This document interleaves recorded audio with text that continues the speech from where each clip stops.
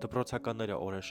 նկարում էին իրենց զոհին, իսկ աղջիկը ոչինչ չէր կասկածում։ 2006 թվականին Կեսի Ջոին անընդհատ երկու տղա դպրոցում սկսում են ծաղրել, ինչպես նաև տեսանյութեր նկարել։ Աղջիկը երբ որ հարցում է ինչի համար եք նկարում, նրանք ասում են, որ հարցավ ֆիլմ են նկարում, իսկ աղջկան նեղացնելը նրանց մոտ ուղղակի սովորություն էր։ Աղջիկը ձայն չի հանում, նրա համար ամեն ինչ սովորական է, քանի որ իրեն շատ հաճախ են բուլինգի ենթարկում։ Անցնում է մի քանի օր, տղաները նրան հրավիրում են իրենց տուն։ Երբ որ աղջիկը ներս է մտնում, նրանք արդեն պատրաստված են լինում եւ սկսում են աղջկան տարբեր դանակի հարվածներ հասցնել, նրան սպանել, այս ամենը նաեւ տեսանկարահանել։ Լույսերն անջատվում են, աղջիկը դանակի 30-ից ավել հարված է ստանում, որից հետո ուղղակի արնահոսում եւ մահանում։ Երբ որ ոստիկանությունը վերջապես կարողանում է գտնել տղաներին, նրանք նաեւ կարողանում են գտնել այն նույն տեսախցիկը, որով այդ ամենը նկարահանվել է, եւ տեսնում, թե ինչպես են նրանք ամեն քայլ պլանավոր է, սկսած բուլինգի օրվանից վերջացրած, թե ով որ կողմից հարձակվի կամ ինչ դանակով հարվածի աղջկան։